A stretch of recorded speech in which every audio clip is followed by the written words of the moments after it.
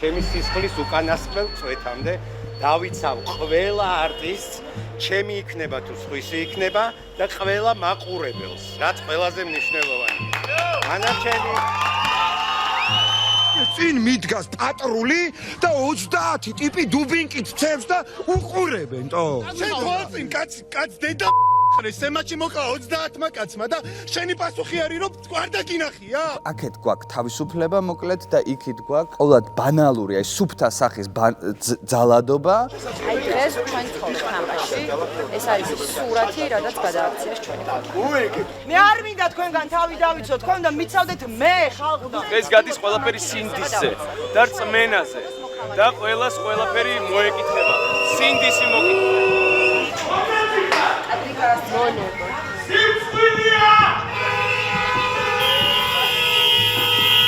თავისუფლება რეჟიმის პატიმრებს და მძევლებს. მიეცი მაგალითი ყველა თეატრს განსაკუთრებით რეგიონებში, რომ მათაც შეკრიბონ ხალხი და მათაც გააკეთონ იგივე განცხადება. მე მგონია რომ თეატრი რომელიც არ გრძნობს პულსაციას ცხოვრების, ის თეატრი აღარ არის. მე ვფიქრობ რომ მსახიობები ავლენ სცენაზე მაშინ როცა მაყურებელი შემოვა დარბაზში.